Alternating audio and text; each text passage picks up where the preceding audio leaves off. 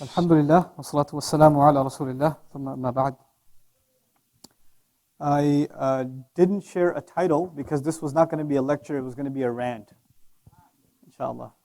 And it was going to be a rant about a frustration I've been feeling for a long time that I want to share with you, and hopefully I want you to feel it with me, if you don't already. Okay? Alhamdulillah, thumma alhamdulillah, I've gotten a chance to get intimately close to a good number of communities all over the country. And I've noticed a serious contradiction.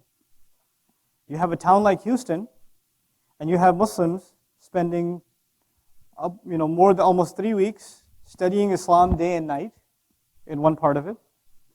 And not too far from here, maybe within a 1 mile radius, you have Muslims doing things I can't say here. And it's the majority. You have masajid where people are coming for Jummah prayer, and they have some serious problems. Like, when I say serious problems, I'm not just talking about theological issues, which are serious. I'm not just talking about issues of ignorance in terms of knowledge, that's serious too. I'm talking about serious psychological problems, serious family problems, drug, alcohol, you name it. They're coming to Friday prayer. And the one place that's supposed to give them their solutions, guess what? It's not. We're going across the country, and subhanAllah, it's a gift of Allah that masajid have now become a part of the American landscape. Masajid are incredibly, we've got large multi-million-dollar properties. I mean, we're huge. And subhanAllah, how we've been able to raise those funds. Because usually, the masjids in the world landscape, they are government-funded projects, or they're public projects. These are privately funded institutions that are being built all over this country. And yet, these same masjids are not equipped, not nearly equipped, for the most part, to deal with some of the most basic problems of the Muslim community. I'm going to share this problem with you at 3 levels. First, I'll just talk about the youth. Just the youth. I would argue, theoretically, that there are 3 kinds of youth, Muslim youth. There are 3 kinds of Muslim youth. There's the you kind of youth. You know what that means? They're somehow identified as religious. They're attending religious programs and they're learning in whatever capacity. They're attending some sort of a halaqah. They have some sort of a relationship with an imam or two, right? They're watching videos on YouTube, downloading MP3s off the internet, reading articles, books, this and that. Blogging on religious websites, asking fatwa questions, that sort of thing. Religious youth. On the other end of the spectrum, you have the messed up youth. Who are these guys? These guys are Muslim too, but you wouldn't know. You would not know. And the things that you say astaghfirullah to, the things that you pass by and you say la hawla wa la quwwata illa billah, that's nothing for them. That's just the beginning. They are up to some really bad stuff.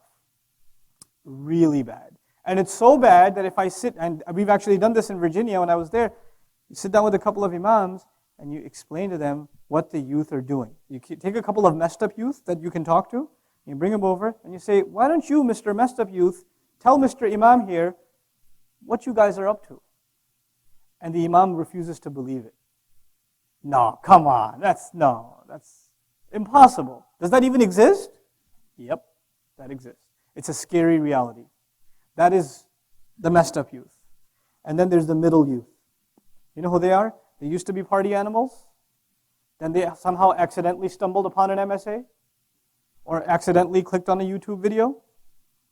Or one of their friends became religious or something. And so they're kind of, sort of inclined. Maybe they'll put hijab on sometimes. Maybe they'll let it grow for a couple of days. Right? But then they sometimes drift back, then they get pulled here. They're sort of in the middle. They're good kids. They're not as bad as the messed up youth, but they're in the middle. So you got 3 kinds of youth. You know what my theory is? My theory is most of us were messed up. Illa masha'Allah. Most of us were messed up. And then slowly we started transitioning. And eventually we became what you could call religious youth. A lot of us, okay? We became I'm not saying you're good people. I'm just giving a social term, okay? I don't know the state of your iman and you don't know the state of mine. But we became religious. And when youth become religious, you know what happens? The way they speak changes. The things they like and they dislike changes. The friends they keep company with naturally changes. Because how do you make friends? You make friends based on common social activities, right? So you're not hitting up the movie theater, you're not going to the club anymore. You're not hanging out with your non-Muslim friends who curse and, all the time. So obviously you found new friends at the masjid. You found friends among students of knowledge, etc., etc. So your culture changed. Your culture went through a paradigm shift. And this change, you know who started noticing this change in you? Your family. We'll talk about that a little later. When a lot of you went through this change, your family started noticing that you're going through a change. For a lot of you, this is a reality. But then for others, you got cut off from your friends. You slowly got drifted away completely from your friends. Now tell me, if I was to put percentages on this, what percent of the youth do you think are religious? Just throw a number out there. You're very generous. I'd give a fraction of a percent. I'd give a fraction of a percent to religious youth. I'd say about 10, 20% at the most would be the kind of sort of convention youth, right? Those youth. And then I would say probably the vast majority of Muslim kids, Muslim youth, are messed up. They're entirely messed up. And they have little to no exposure to Islam. But you know the gift of Allah to us? The gift of Allah to us is even the messed up youth, a good number of them show up to Jummah prayer. Even they show up to Jummah prayer. Now, this event has a tuition. You have to make a sacrifice to come here. You have to take a flight. You have to book a hotel. You have to make arrangements to be here. If there's a program at the masjid, flyers have to be passed out. Facebook events have to be made. Emails have to be sent out. People have to make phone calls, encourage each other to show up. How many flyers are sent out for Jummah prayer? Any Facebook event for Jummah prayer? Coming this Friday. Nothing. Nobody else. Who's the khatib? I don't know if I'm coming this week. I don't know who the khatib is. The khatib could be the kind of khatib that makes you want to bang your head on a wall. You'll still go. Allah created this institution for which it's a national convention of the Muslims every week. Allah designed it so that Muslims can stay in touch with their religion, no matter how messed up they get. There's still something there. So now I want you to appreciate what a strategic role, what a critical role the khutbah plays in the life of a community. I'm giving you reality. I'm giving you just realistic, personal experience stories. Kid shoots up some drugs in the parking lot of the masjid in his car, sniffs it up, then comes to Jummah prayer. He comes there. And he's listening to a khutbah about some technicalities that were discussed in the 8th century or the 12th century. Or he hears names of 18 scholars that this young guy who's a student of knowledge, he learned all this knowledge, so he's got to regurgitate it somewhere. So guess where he finds the opportunity to regurgitate his knowledge? At the minbar. He's going to let people know how much he learned. Right? Does anybody in the audience care? Nope. And then you know what else the youth does? The youth brings up, and some of you are not going to like what I'm going to say, but I'm going to say it anyway because it hurts my feelings. Only because of that. And I'm seriously concerned. The religious youth are of different ideologies. The religious youth belong to different ideologies. And because we're youth, and before we were youth, it was this gang versus that gang, Lakers versus Knicks or whatever back in the day, Bulls versus whatever, Spurs. But after Islam, after you became religious, guess what it became? This school versus that school. This theological understanding versus that theological understanding. This many tarawih versus that many tarawih. This masjid versus that masjid, this imam versus that imam, etc. This speaker versus that speaker. Don't listen to that guy, he'll send you to hell. Don't listen to that guy, he'll send you to hell. Oh man, you listen to that guy? Oh, you're going to hell too? Okay, then I don't want to talk to you anymore. We created this. Not based on knowledge, most of it. Most of it is based on just immature rhetoric. Immature garbage. So we brought this where? The tragedy is we brought this immature nonsense to the minbar. We brought it to the minbar. So, in essence, I went to business school, so I'm thinking of it from a marketing business point of view, okay? Here we are, a fraction of a percent, debating and fighting each other over territory over how much of the Muslims? That fraction of that 1%, while the rest of them can forget. Who cares? Who cares about them? I don't even care. We have forgotten that they even exist. Our debates, our blogs, our discourse is relevant to a small minority. You should be grateful that you're even having that discussion. The vast majority of people are gone. They are out there.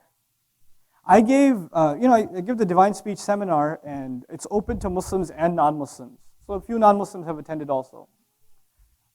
The one I gave in Tampa, Florida, this youth came up to me at the end. And the first night is just the beauty of Surah Al-Fatiha. It's a little bit technical, but most of it is pretty straightforward.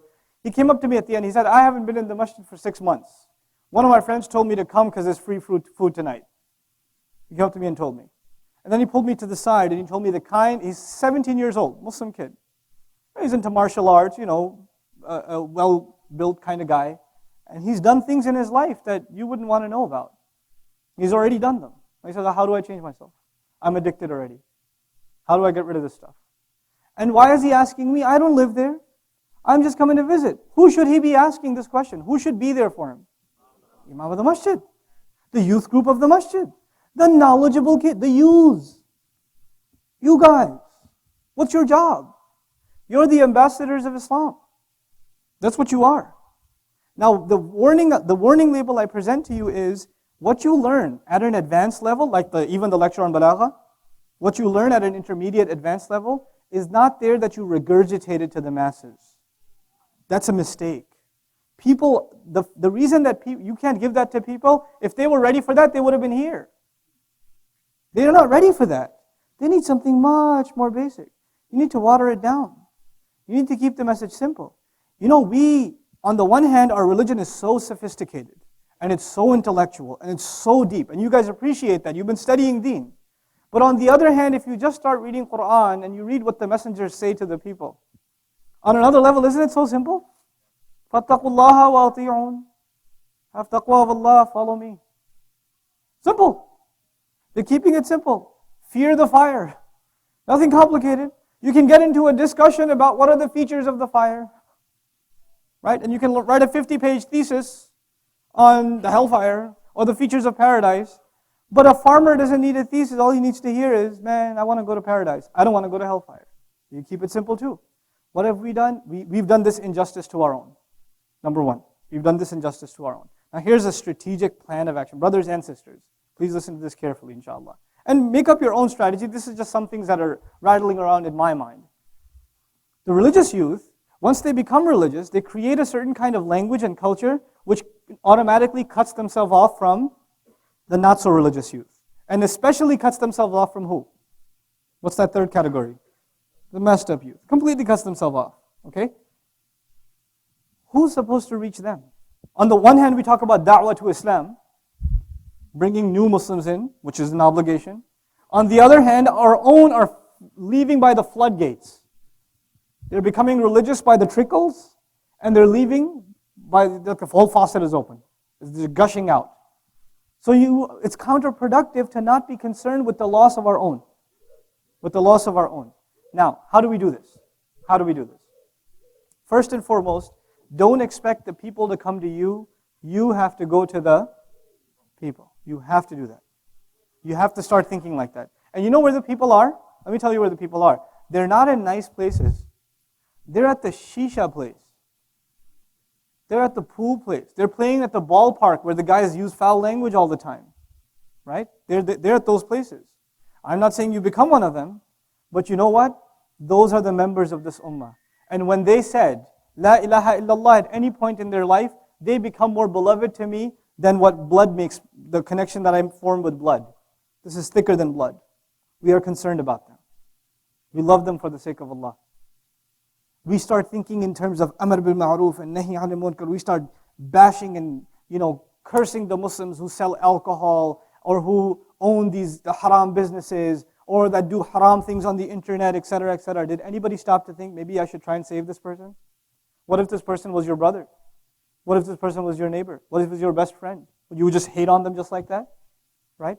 We don't have love for this ummah. We're too quick to pass judgment on them. We have to, find a way to start pulling them in slowly. Pulling them, and you can't do that until you treat people like human beings. You can't do that. If you treat them like evildoers, or just, this labeled fasiq or, deviant or, whatever else. Their aqidah is messed up, forget them. No, no, no, no, no. These are the assets of this ummah. Allah gave them the blessing of La ilaha illallah because Allah sees something in them. And Allah gave us whatever He gave us, whatever concern He gave us, because He expects us to do something with it. He expects something out of us. So this is the first thing I want to, at least, there should be a discussion in your circles. I can't give you the answers, I can at least give you the problem. In your own circles, there needs to be a discussion. How do we reach out to these youth? How do we work with them? I'll give you a couple of interesting stories. There was a youth group, I won't mention where it was, that had messed up kids too. Because they used to play basketball, and they used to go out and hang out later on, eat at the restaurant, nothing religious for a while. And the guy running the youth group was very religious. And I told them, just run the group, man. Just don't worry about teaching them anything. Just run the thing, right? And the masjid has a ball gym, a basketball gym. So they come in and they play ball, they play late at night, they're using filthy language in the masjid gym. If an uncle sees it, especially a desi uncle, what's going to happen? Oh, forget about it. Yeah, so he's like, get out of here, and don't come back. Hey, what kind of masjid? Right? Now, tell me this guy with tattoos all over his body, rings in places you wouldn't want, playing basketball, you curse him out, where's he going to go? What's the next step? If he's not here, he's at the club. He's somewhere else. At least he's here. At least he'll hear the adhan for Maghrib. Maybe he might even join us for Salat one day, in a few weeks. Maybe. But somebody has to treat this person like what first? A person, a human being. Someone worth, saving. Or at least that they should be given the message in a decent fashion. That they deserve that much. Now, I'll give you another example, just what's going on at the masajid. Ramadan 2 years ago. A guy, totally drunk. I mean, this guy is drunk. Muslim guy, walks into the masjid during Taraweeh prayer. Can't even stand straight. Guess what happens next? They kick him out. Dude, he came to the masjid. Does that tell you something? Does that tell you that he's trying to seek help? Does that tell you he's trying to quit? Why would he bring himself in the middle of humiliation? Why would he do that? He needs help. The only help you provide was curse and yell and a'udhu billah and kick him out. This is what we do to Muslims. Imagine what we do to non-Muslims. This is a Muslim. Now I'll give you a non-Muslim story. You may have heard this one on a video somewhere. True story again. So this guy, he's a Vietnamese guy. He's Muslim. And his co-worker is an idol worshiper. Vietnamese have a lot of different idol worship sort of religious traditions. And he's one of them. I forget which one specifically. But the co-worker, the idolatrous co-worker says to his Muslim co-worker, hey man, I want to come with you to your worship on Friday. So the guy keeps putting him off, no, I don't know, I don't think you're ready. But he keeps insisting, so he takes him to the masjid. So they go to the masjid.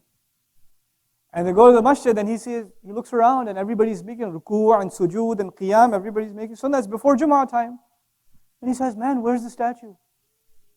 Because everybody's kind of doing this stuff, but I don't see any statue. He says, no, we don't have a statue. You can't, put an image to the master of the world. He's beyond images. That would be putting a limit on him. He says, that's amazing. How do you pray to this God? He says, just like these people are praying. So he sees people doing what? Qiyam, ruku', sujood. He says, I get it. He went down like that. Guess where he learned that from? From his own religion. Right? So this brother sees this from a distance. In the spirit of Amr bil Ma'ruf and Nahi Anil Munkar, he gets up, he comes over, grabs the guy by the shirt, drags him outside the masjid, throws him out and says, until you learn to make the salah according to the sunnah, don't you come back. We at the masjid level are not ready to deal with the people that need our help. We're not ready. What if a woman inappropriately dressed walks into the masjid? What's going to happen? What if a guy that's covered in tattoos, like some MMA fighter or something, walks into the elders in the masjid, oh my God, the Dajjal came so early? All hell will break loose. We're not ready to deal with people. What da'wah are we talking about? What are the da'wah centers? You don't need to build a da'wah center. They're already built. What are they? It's the masjid. And who are the da'is of the masjid? The students of knowledge, the youth. They are the eyes and the ears of this ummah. They are the faculties of this work. You. So you have to understand, number one, the critical role that you're in as far as the work of this ummah is concerned. But I want to bring it closer to home. Remember I said when you turn a religious leaf, who starts noticing you're changing? Your family. Let's talk about that a little bit. So your family starts noticing that you're not taking that thing off your head. Your family also starts noticing that it's getting a little fuzzy out here. And your friends have the fuzzy stuff too.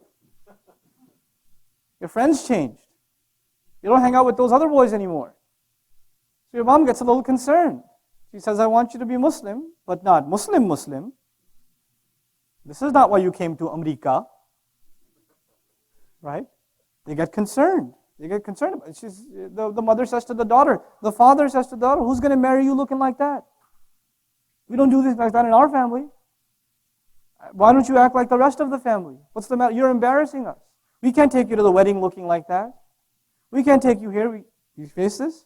You know people that face this. In other words, what's happened is the people that are trying to hold on to any strand of the religion have become the outcasts of the ummah in their own homes. They have become the outcasts, and you're the weirdos. This is the weirdo convention right here. We are the outcasts of our own families. We are the objects of ridicule. You go to the Eid gathering for most of you. Oh, Maulana is here. Issue me the fatwa, huh? So is this haram too? Is that haram? Remember last year when you used to be partying with us? What happened now? All religious now? Okay, we get it. We understand. You become the object of ridicule. And through you, Islam. And when you hear Islam being made fun of, or halal and haram being toyed around with at the end of a coffee table, what happens to you? Young Muslim? Grrr. And when that happens to you, what do? Astaghfirullah, this is a bid'ah, your aqidah is messed up, oh, you're following your culture, not the religion, slam the door, walk out. And then your parents come back to you and say, oh, so this is what the religion teaches you, right? Talk to your parents like that? They got you good. They got you on lock. Understand this. When you become serious about the religion, be mentally prepared. Some of you are blessed with, very good families, alhamdulillah, but many of you have this trial. Or you know people who have this trial. One of the worst things in our deen, is so much as talking back to our parents. Right? Now know this as a reality. I see a lot of young faces here, so I say this. Know this. Your father, for the sons here, your father knows exactly what to say to get under your skin and make it burn. He knows exactly what to say. And he knows that it burns too. And he says it anyway. You know why? Not because he hates you, because he wants to see what you're going to do next. He wants to test your patience. And if you do snap, if you do flip out, he's going to say, aha, this is what the religion teaches you. This is what that imam's been telling you. This is what that ilm samit. That's what's going to happen. You come back with a B in your calculus class. Guess what's going to be blamed? Your religion. Your religion. You lose your job. Guess what's going to be blamed? Your religion. By who? Not the non-Muslims. Your family. This is because of that face of yours. This is because you're always going to the masjid. That's why they probably fired you. This is why you failed. In other words, all of your successes will be overlooked, and all of your failures will be attributed to psychological war inside your home. It's a psychological battle inside your home. And if you want all of the good that you're trying to do, you're trying to attend classes, go to conferences, sit in the company of shuyukh, listen to hours and hours of lectures, stay away from music, stay away from movies, stay away from bad companies, keep your eyes low. Oh my God, there's so much to do. You want to wash all of that, multiply that by 0, talk back to your parents for a second. And we do. We do. We can't take it. It gets under our skin. It boils over. And we say, oh, how dare you. And then we just, that one time you snap, done. There's a reason that Allah Azza wa Jal puts, the gratefulness to them at such a high regard. And if your blood boils, if they do something wrong, I would think Ibrahim alayhi salam's blood would boil a lot more because his dad makes idols. Talk about a bad aqidah. Right? He makes them. How does he talk to him? Respect, love. Ya abati, my beloved father. He's kicking him out of the house. He says, I'll make dua for you. I'll ask my master to forgive you. As he's getting kicked out of the house. Not fine. I'm on the sunnah. No. It's not the discourse. It's a different discourse. We have to learn. We have to learn to grow a thick skin. I'll tell you a personal story. You'll enjoy this story. My dad experimented with me. And my mom taught me. She realized what he's doing. And she said, listen, you need to understand to learn how to play the game. And then I was like, oh, I've been a dummy for so long. I didn't know. You know what my dad did? My dad loves to do this. He comes to me and says, I was listening to the Shia speaker. He's so good. And he makes a lot of good points. And he just goes on and on and on talking about the Shia guy and, how they have really good arguments and stuff. And I'm cringing. And like my face is turning colors. And then my mom told me how to play the game. So the next time he came up to me and said that, I said, yeah, I heard him. He's awesome. I mean, his arguments were unbelievable. My dad says, don't listen to him.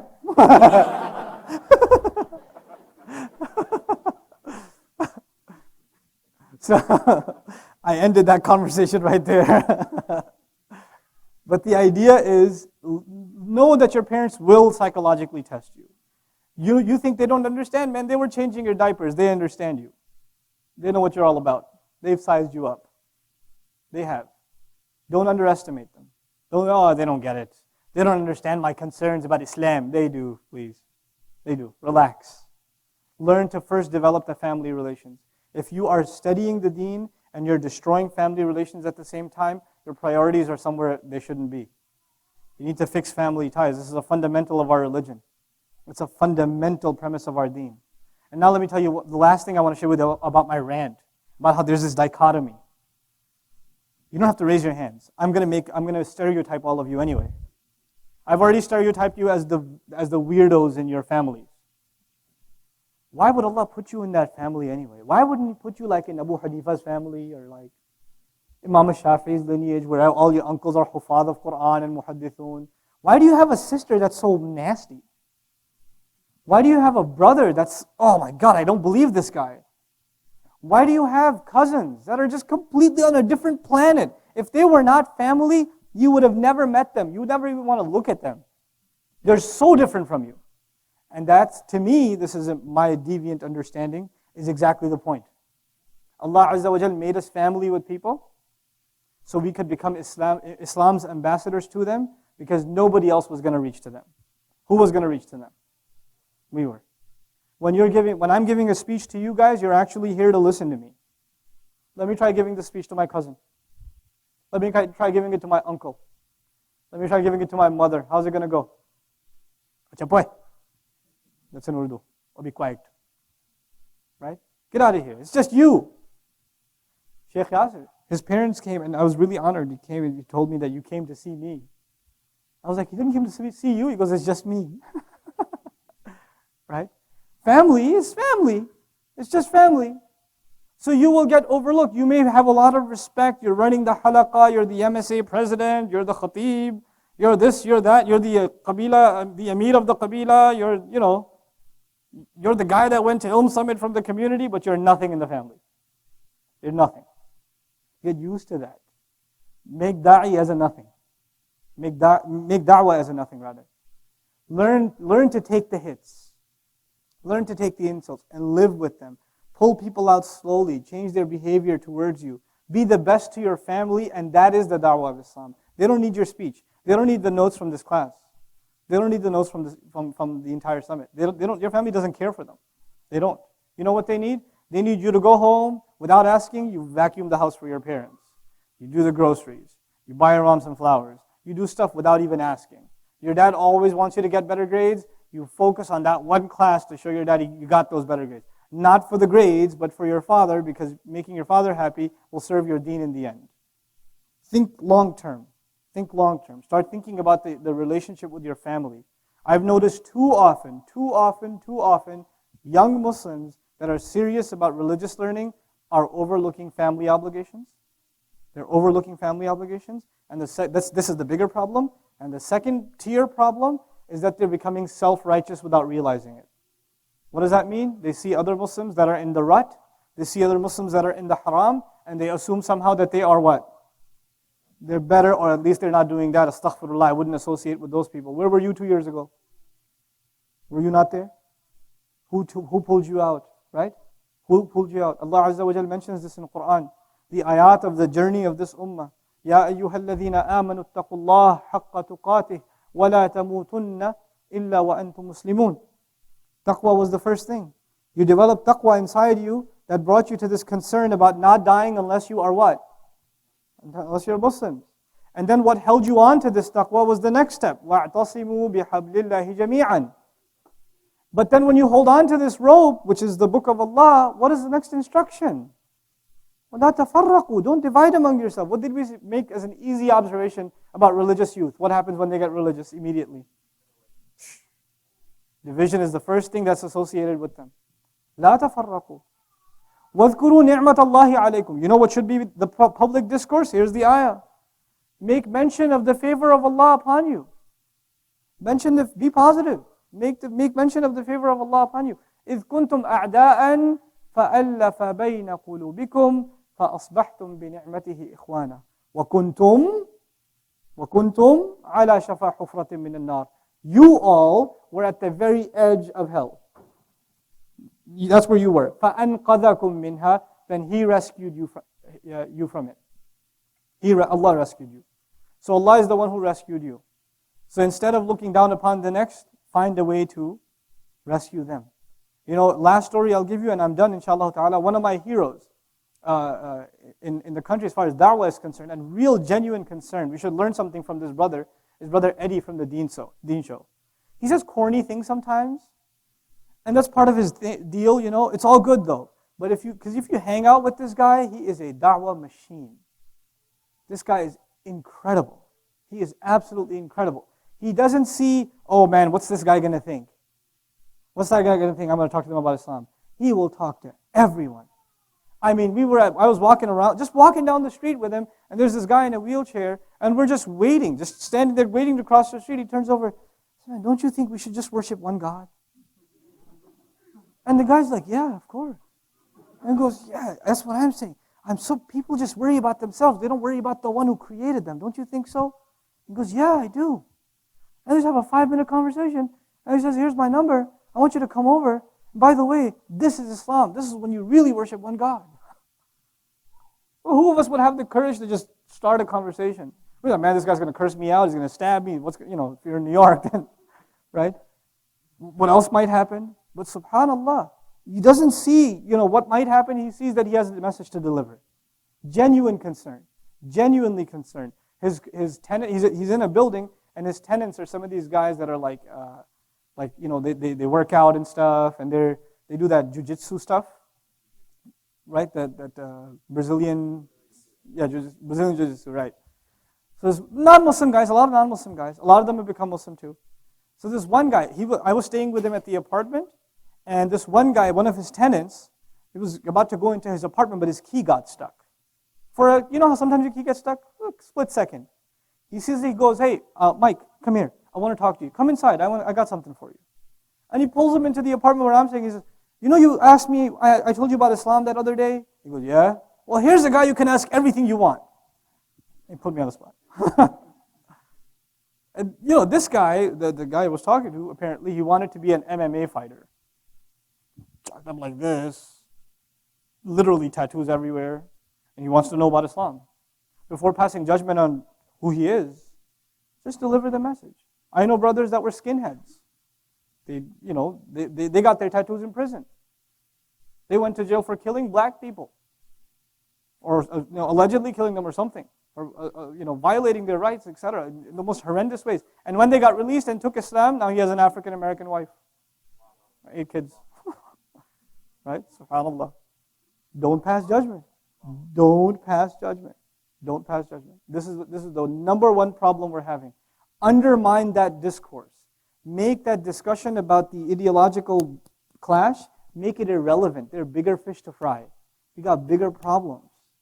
There's a serious reality outside we have to face in our family, among the youth of the Muslims, and then talk about the Muslims at large. May Allah Azza wa Jalla just give us a sense of perspective and concern for the rest of this ummah. May Allah Azza wa Jalla teach us how to use our knowledge wisely and to deliver the words of advice and of nasiha in the place that is appropriate. May Allah Azza wa Jal put barakah in our words, because in the end our words don't change people, Allah changes people. So may Allah Azza wa Jal put barakah in our words and reward us for the efforts that we make to serve His deen. Subhanakallahumma wa bihamdik. Nashhadu an la ilaha illa anta. Nastaghfiruka wa natubu ilayk. Assalamu alaikum wa rahmatullah. Allahu Akbar. Questions? Is this questions or something? Comments? Shoes throwing? You had mentioned that Jummah is an institution for how Jummah is how we can reach the messed up youth. Yes, everybody. But for our families, is there any institution that's in place that we can use to? Yeah, for our families, the institution now has become YouTube. You know, for the women in the house and stuff, they need to get hooked on some of this stuff that's available now. And some of it's really, really good. Some of it is really, really good. You have to start finding, you know, there are some speakers that are academic, and there are other speakers that are just pure entertainment value. Right? And the student of knowledge says, I didn't learn anything from his speech. You didn't learn anything from his speech, but a lot of people started praying because they heard that speech. Right? So don't judge a speaker just based on how many hadith did he quote, how many ayat, etc., etc. It's also about how did they impact people psychologically, right? Let me give you an example. I went to the ICNA convention a couple of years ago, and I was listening to Imam Siraj. You know, he's like a father figure to our community. May Allah preserve him and continue to give him shifa. You know, he's giving a speech, and his speech sometimes goes everywhere. Everywhere. From like, once upon a time I had a dog, to like everywhere. And I was passing by a truck, all kinds of stories.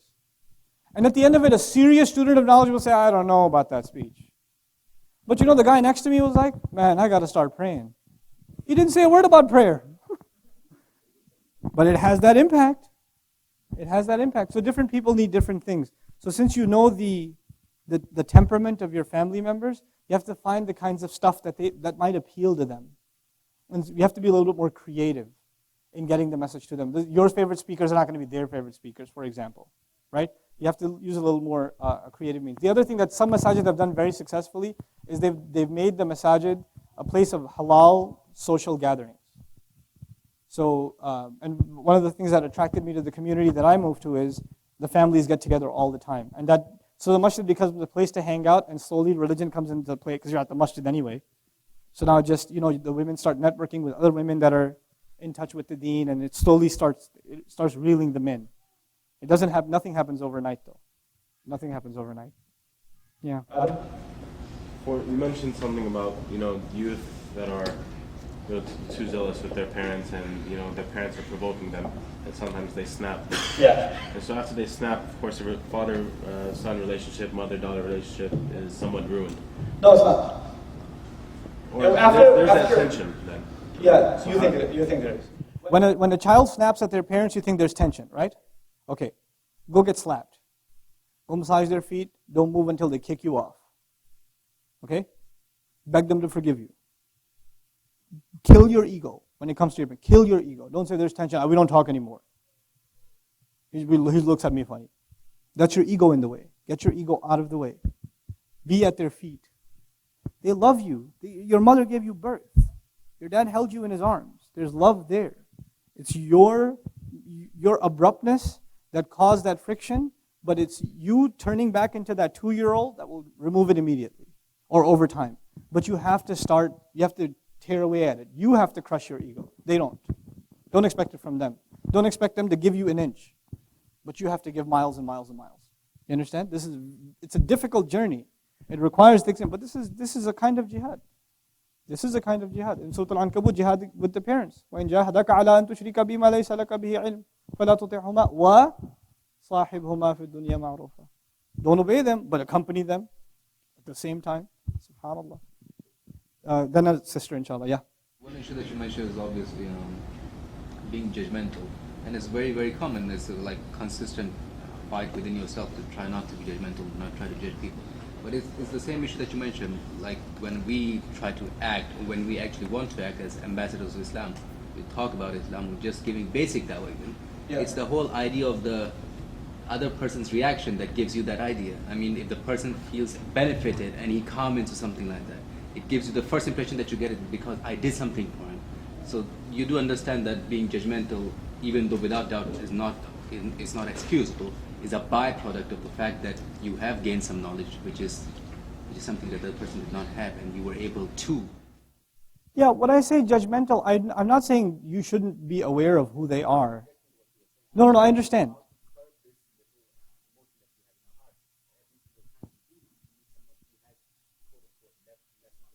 We do size them up, basically. We size people up. That's fine. But we don't judge what's in their heart. We don't judge their potential.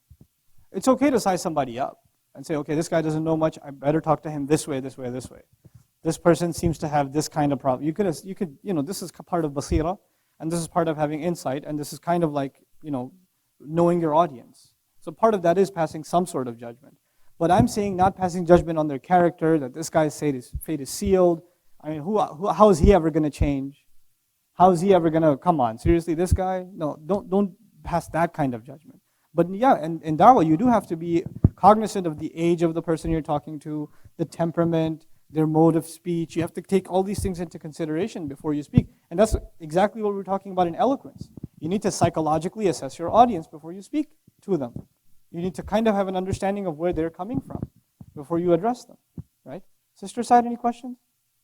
It's all good? Yes, go ahead. Her and then you. Yes? When we were talking about the majority of nations are not even like the left up group. Yeah. And how we need to try to somehow bridge the gap with them. I know you mentioned that you don't have the solution to like how to reach out to them, but I think I know in our community that's always been a major concern because. Well, there are some things you can start doing. How would you actually, like, where do you find them? I mean, they're going to be at the hook of our. Are we going to go there? And like, how do you attract them? How do you? First of all, you need to have amazing youth groups. Amazing youth groups. I love YM. I really do. I love these guys. I love any youth group. I don't mind Mina, Mass, Youth, YM, MSA, whatever. It's something. It's something, for God's sake. You can whine about it and say, this is their problem, this is their problem, this is what. Man, it's something. We don't have an endless amount of resources. At least we got something, right? But the thing that I loved about YM in particular was they had guys that were in gangs coming to YM meetings and playing ball or whatever. First of all, every masjid, the biggest investment to me for teenagers, ball court. Have a baller ball court. You better have it. You better have ping pong tables for the uncles really. And the fact that we're playing tells you we're getting uncled, okay? But you need a nice basketball court. You need a sisters' lounge, a place where sisters can hang out. Some of the Muslims lose their way most in suburban towns. In big cities, Muslim population is big, a lot of Muslims in college, a lot of Muslims in high school. You kind of sort of, even though you're messed up, there's still places, avenues you can find a social outlet. Like in Houston, there's a lot of Muslim youth hanging out, right? But in Birmingham, Alabama, where are you going to go to hang out? Right? IHOP? Where are you going to go? Right? So what did they do? They did something really smart at the masjid there. They made a sister's lounge, a brother's lounge, and it's just a place to chill. It's like they're a Starbucks inside the masjid or something. It's not a Starbucks. Don't pass fatwa, okay? They're just hanging out there. They're doing homework there. They're discussing there. They're socializing at the masjid. The sisters among themselves, brothers among themselves. They found an acceptable outlet to get together. And when they're there, the adhan is called. They make salat too, right? But we need to create these alternatives. And if they're not there, we need to produce them. And if, you don't have to solve the problems of hundreds of thousands of youth. 3 or 4 kids that are messed up, you need to start hanging out with them a little bit. Maybe part of your Islamic work is that you take them out to dinner every once a week. You don't discuss Islam with them for 6 months, it's okay. Build a bond with them first. Build a connection with them first. Then maybe bring up a hadith or two. Or maybe slip in a salah at the masjid. Right? It takes time. You're dealing with people. They're not robots. You don't say, this is fard. Okay, and they start praying. It doesn't work like that. People take time in curbing their behavior, but you have to build a bond with them first. And that requires a lot of patience. It requires a lot of patience. I mean, think about the work of the Messenger of Allah sallallahu alaihi wasallam. Think about the work of Nuh alayhi salam. It's not like he's talking to a different audience for 950 years. Who's he talking to? Same bunch. Same bunch. You try giving da'wah to somebody, they get annoyed with you in 45 minutes, they get annoyed with you, then you come back to the same guy and annoy him again, and then the same guy, and you do it for a week. Can you imagine trying to do that? What the attitude of that person would become towards you? Can you just imagine? The messengers, alayhim as-salam, go back to the same people over and over and over and over. And who did they go back to first? Who was the messenger commanded to warn first? Andir ashiratak al-aqrabin, right? Warn the closest of your family. That's who we are obliged to warn. Those are the people that we owe our da'wah to first. So, develop that concern, inshallah ta'ala. There's a sister in the back and then I'll come to you. Yeah. Some of the things I noticed is people, we try to connect with you, but there are some people who way too far connected. For instance, I've had a younger sister who was practicing now, come to me and she was so annoyed because another sister asked, what do you think about the hijab? And the person answered in a way that led the other person to think that really the hijab wasn't Bible. So one of the things that people, I think that's another problem. A lot of people. Just to reel them in, we sort of water it down for them.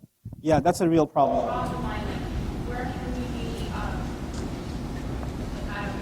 identified at the same time? Yeah, we should. Here's at least my personal philosophy on it, because I was in that position at one point too. The question is, sometimes we try to bring the youth in and we try to connect with them and stuff, but then they'll ask a pointed question like, is hijab really fard? And you think in your head, well, if I tell this girl it's fard, then she might never come back, right? Or this brother, if he says, Imam, salah is fard 5 times, right? Then he might forget me and just go away, right? And out of that fear, you don't share that with them. Well, we are asked, we speak the truth. We can't shy away from the truth. But the way you quote the truth is with taqwa. This is Allah's methodology in the Quran, right? When He doesn't just tell you to obey Him, what does He wrap the ayat of obedience with?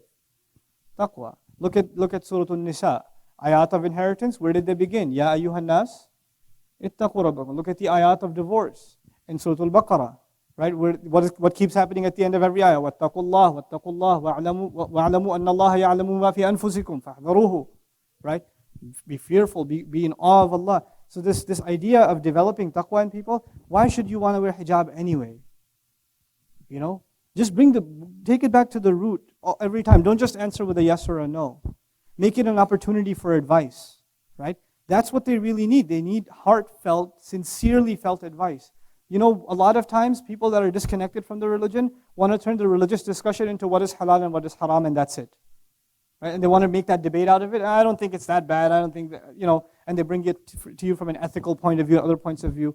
When you get questions like that, you need to redirect them in what direction? The fundamental cause for the Muslim. You're not calling them to Iman because they have some of that already. You're calling them to taqwa. Fear Allah. Be cautious of Allah. You find a way of instilling that fear and that awe of Allah. He's done so much for us. What should we do for Him? What do you think?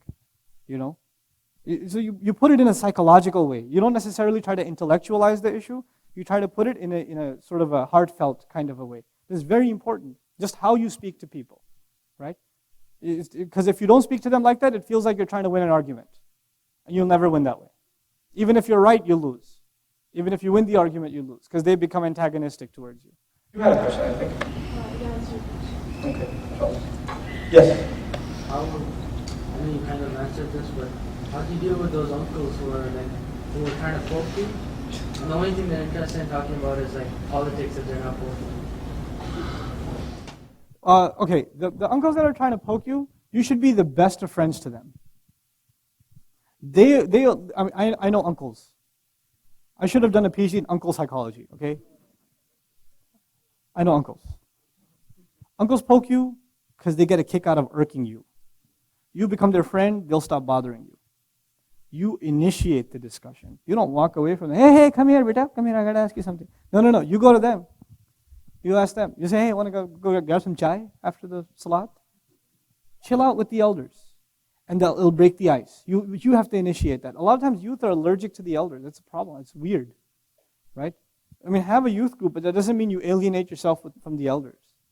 Right? It's a big problem in our community that the two are at odds sometimes. They shouldn't be. There should be one cohesive whole, right? Yes, I've been holding off on you. Yeah, I was just gonna say, Jazakallah khair, like this topic is way overdue. I really appreciate you addressing it to like the Jamaat here. Just a quick reminder myself is that the hadith where if you are used in Allah's guiding of someone is better than the world and everything in it. So whenever we get tired of doing dawah on one person, we don't seem like there's any progression going on. Just remember that hadith of if you are used to guide someone, it's literally better than everything. It may not be as fun as Usul al-Aqidah or heresiology or other subjects that someone from Harry Potter, but alhamdulillah, just remember that hadith, the motive. So if you could elaborate on that, that'd be great. Yeah, I think you did an excellent job doing so. I think I should hand you the mic to repeat that. Really. Yes, please. You have to now.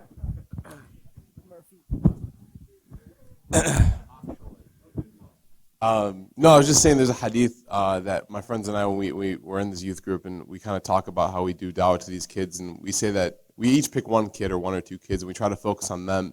We don't try to go for the home run and get 30 kids to come to Al-Maghrib. Alhamdulillah, we've had a lot of success, and one of our mantras, one of our main mottos is the hadith where Rasulullah tells us, sallallahu alaihi wasallam, that if you are used by Allah to guide one person, it is literally better than everything in the world, like the entire world and everything in it.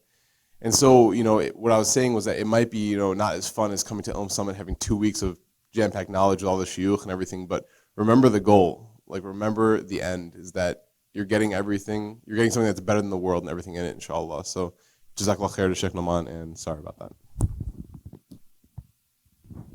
Jazakallah khair, Ustad Nouman Ali. And one of the things that really gives me a lot of optimism for the future is the amount of cooperation that we see for the first time between so many different du'at and so many different institutions.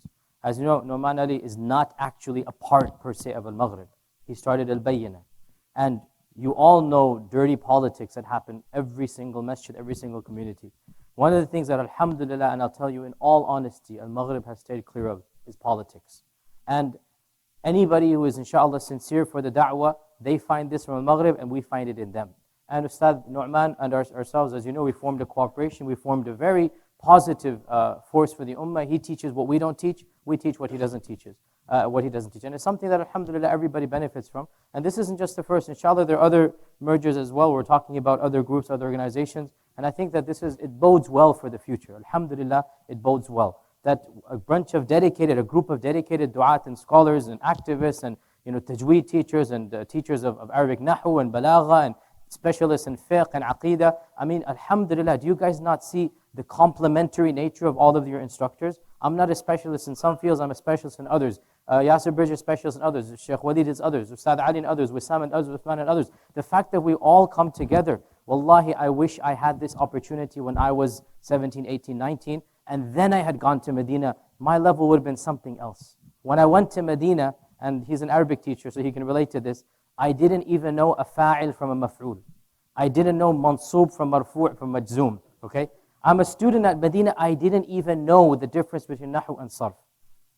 I had no clue what these sciences were. How I wish that I had this platform so that when I had gone abroad, Allah knows where I would have been now. And the goal is you guys build on the shoulders of other people like I built upon those who I studied with, right? That's the goal, that we hope for every generation to come and to build upon what we have to offer. And it makes my heart melt to see all of these instructors and du'at and activists all come together, and we can be totally frank and say there are absolutely no politics that we have to hide. And I'll tell you, I've been working with many organizations. There are lots of politics with many organizations. You all know this, with many masjids, many groups. Alhamdulillah, Sheikh Walid, Sheikh Yasir Burgess, Ustad Wissam, Ustad Nouman, Sheikh Uthman, we're actually genuinely friends. We actually call each other and we actually have a good time when we get together. That's something very rare in an Islamic organization, much less 2, 3, 4 multiple Islamic organizations coming together. And wallahi, this is a blessing from Allah, and I think that the future, inshallah ta'ala, is bright, and I am very optimistic about the future.